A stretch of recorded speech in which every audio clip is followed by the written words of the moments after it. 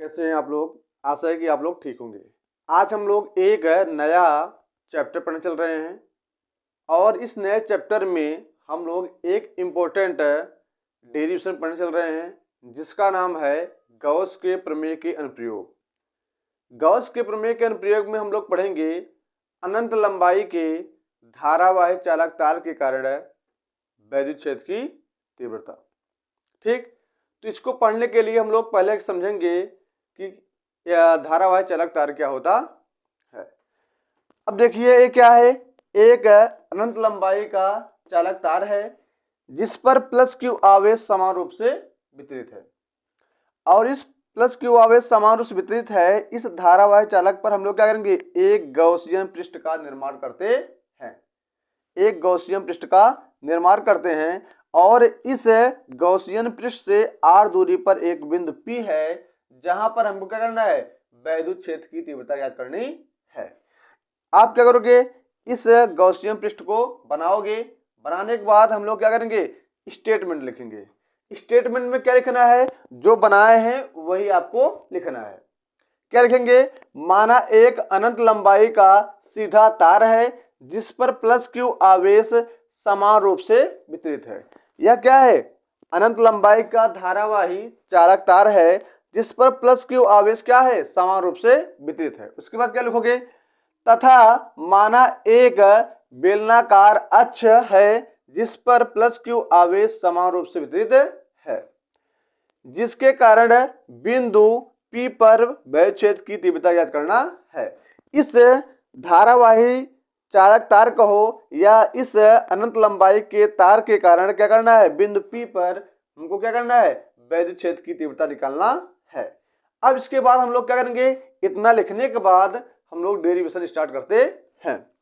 देखिए ये जो r दूरी पर बिंदु P है, यहाँ पर हम क्या करना है, वैद्युत क्षेत्र की तीव्रता ज्ञात करना है।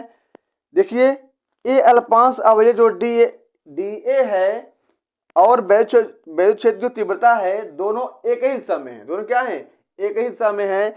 इसलिए हम लोग क्या करेंगे, वैद्युत क्षेत्र की तीव्रता प्राप्त कर पाएंगे। परंतु जो E है और यहाँ पे जो dA है, ये दोनों क्या है, एक दूसरे के अभिलंबोत हैं, जिसके कारण यहाँ पर वैद्युत क्षेत्र की तीव्रता क्या हो जाएगी, शून्य हो जाएगी, जीरो हो जाएगी। तो इसके बाद हम लोग क्या करेंगे, गॉस का नियम यूज करेंगे। गॉस का जो नियम होता है वह बंद पृष्ठ पर लागू होता है। इसलिए हम लोग क्या करेंगे, इस धारावाही चालक को या धारावाही चालक तार को मैंने क्या किया, एक गॉसियन पृष्ठ बना दिया, एक बंद पृष्ठ बना दिया। अब हम लोग स्टार्ट करते हैं, क्या लिखना है हमको। लिखेंगे कि इस धारावाही चालक तार से गुजरने वाला वैद्युत फ्लक्स, लिखोगे चालक तार से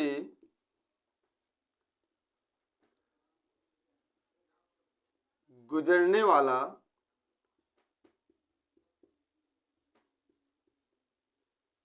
वैद्युत फ्लक्स, गुजरने वाला वैद्युत फ्लक्स। अब हम लोग जानते हैं वैद्युत फ्लक्स किसे कहते हैं। जो वैद्युत फ्लक्स होता है वह वैद्युत क्षेत्र की तीव्रता और जिस क्षेत्र जितने क्षेत्रफल से गुजरता है उन दोनों का जो गुणनफल होता है वही होता है वैद्युत फ्लक्स। तो लिखेंगे हम लोग, वैद्युत फ्लक्स जो होता है उसे फाई ई से प्रदर्शित करते हैं। Phi E is equal to होता है क्या, वैद्युत क्षेत्र की तीव्रता का अदिश गुणन और क्षेत्रफल, अल्पांश क्षेत्रफल। अब देखिए इस यह अल्पांश क्षेत्रफल है और जो ई है वैद्युत क्षेत्र की तीव्रता है, यानी इस चालक तार से कितना वैद्युत क्षेत्र निकल रहा है। तो हो जाएगा phi E is equal to हो जाएगा, ये वेक्टर है, वेक्टर को हम लोग क्या करेंगे, जब इसको हटाएंगे तो हो जाएगा क्या, E D A cos theta, E D A cos theta हो जाएगा। ओके, अब देखिए वैद्युत क्षेत्र की तीव्रता और क्षेत्रफल दोनों एक ही दिशा में है, इसलिए क्या हो जाएगा, थीटा इज इक्वल टू जो हो जाएगा वह 0 अंश हो जाएगा। कितना हो जाएगा, 0 अंश हो जाएगा। तो हम लोग लिखेंगे phi E is equal to क्या, E D A cos theta. देखो cos 0 अंश का मान कितना होता है बोलो? cos 0 अंश का जो मान होता है वह 1 होता है। क्या होता है? 1 होता है। इसलिए हो जाएगा phi E is equal to क्या? ई डी ए बन जाएगा समीकरण नंबर 1। ओके, ये बन जाएगा क्या? समीकरण नंबर 1 बन जाएगा। ठीक है ना? उसके बाद हम लोग क्या करेंगे? लिखेंगे, यहां पे लिख लीजिए आप लोग, इतना हो गया।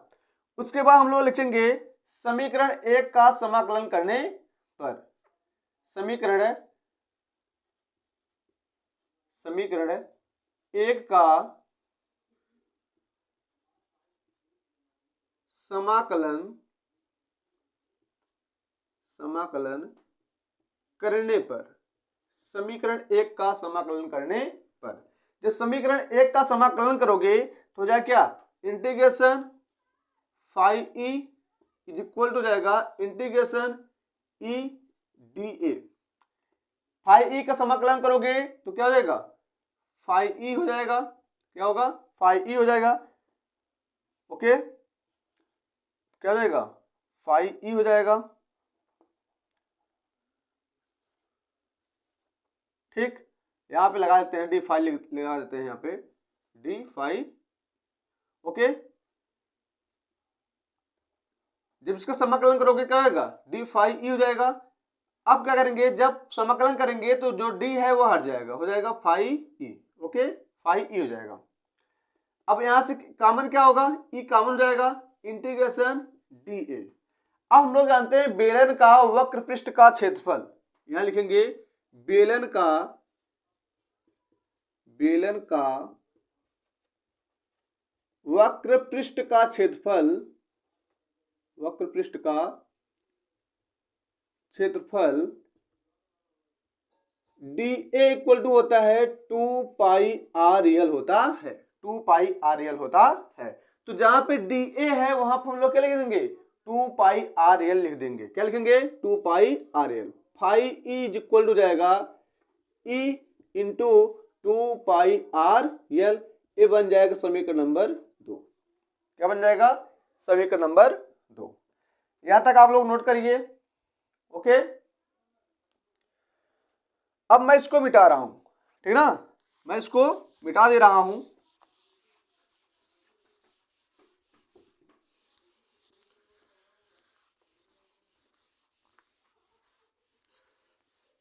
अब क्या करेंगे? हम लोग लिखेंगे गॉस के प्रमेय के नियम के अनुसार। क्या लिखेंगे? गॉस के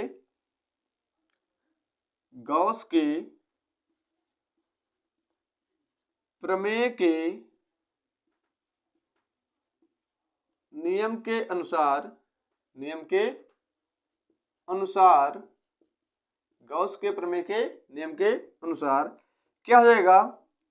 five E is equal to होता है क्या? क्यू अपान एप्सिलॉन नॉट होता है, क्यू अपान एप्सिलॉन नॉट होता है। इसको बनाएंगे क्या? समीकरण नंबर 3 बना लेंगे। क्या बनाएंगे? समीकरण नंबर 3। अब क्या करेंगे जानते हो? देखो phi E is equal to क्या है? क्यू अपान एप्सिलॉन नॉट है, और phi E is equal to क्या है? E into 2 pi R L है। तो हम लोग क्या करेंगे? तुलना कर देंगे। क्या करेंगे? तुलना कर देंगे।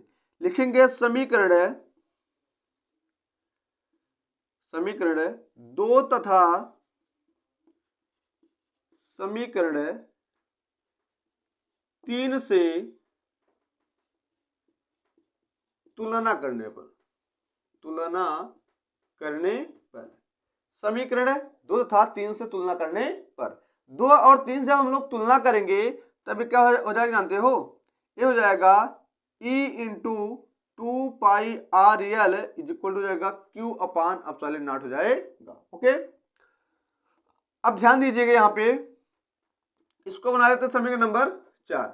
अब हम लोग जानते हैं रेखीय आवेश पृष्ठ घनत्व के नियम से, रेखीय आवेश पृष्ठ घनत्व के नियम से,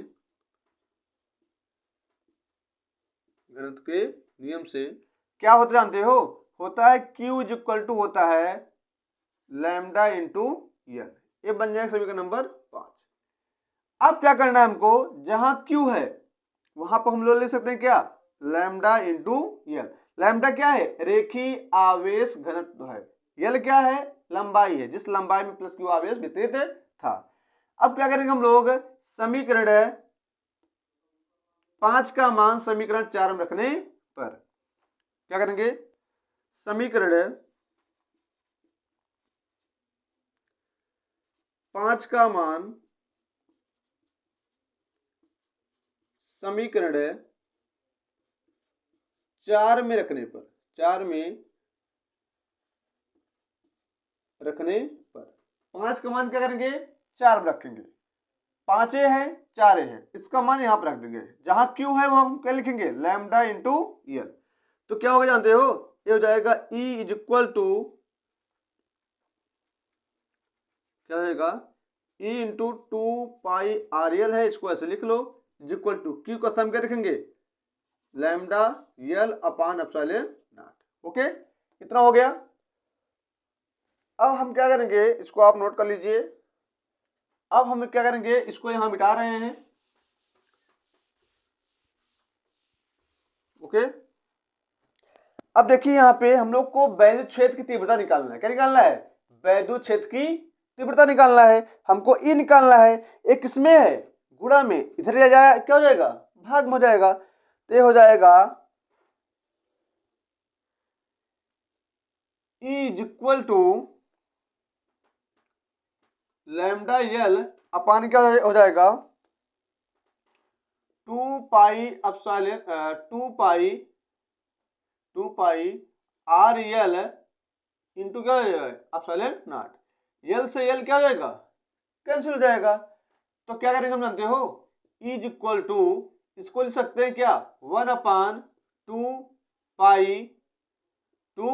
एप्सिलॉन नॉट और लैम्डा अपान आर, क्योंकि इसका जब हम लोग गुणा कर देंगे तो पुनः इतना हो जाएगा, और लैम्डा गुणा जब 1 कर देंगे तो क्या हो जाएगा, lambda upon 2 pi R epsilon naught हो जाएगा। यही आपका आंसर है, यही आपका आंसर है। लेकिन अब क्या करते हैं, इसको अगर हम लोग और मॉडिफाई करें और सिंपल करें तो हम लोग क्या कर सकते हैं, 2 से मल्टीप्लाई ऊपर कर दो अंश में और 2 से हर में कर दो। तो क्या हो जाएगा, E इज इक्वल टू हो जाएगा क्या, 1 upon 4 pi epsilon naught to lambda upon R हो जाएगा। अब हम लोग 2 से मल्टीप्लाई इसलिए किए क्योंकि ए बन गया 1 अपान 4 पाई एप्सिलॉन नॉट, इसे कहते हैं कूलाम कांस्टेंट कहते हैं, कूलाम नियतांक कहते हैं। और इसका जो मान होता है वो मान होता है क्या, 1 upon 4 pi epsilon naught equal to होता है 9 into 10 power 9 newton metre square प्रति कूलाम स्क्वायर होता है। इसलिए हमने क्या किया, इसमें 2 से मल्टीप्लाई कर दिए, 2 से डिवाइड कर दिए, ताकि इसका वैल्यू हमको मिल जाए। अगर इस टाइप के क्वेश्चन आए तो हम लोग इस पर मान रख के इसको सॉल्व कर सकते हैं। ओके, तो आशा है कि आपको यह वीडियो अच्छा लगा होगा। आप लोग इसको पढ़िए, जहां ना समझ में आए इसको, इस वीडियो को पॉज कर लो और इसको पुनः पढ़िए। ये बहुत सिंपल भाषा में बताया गया है और आप लोग पढ़िए, एग्जाम के लिए इम्पोर्टेंट है। Thank you all of you.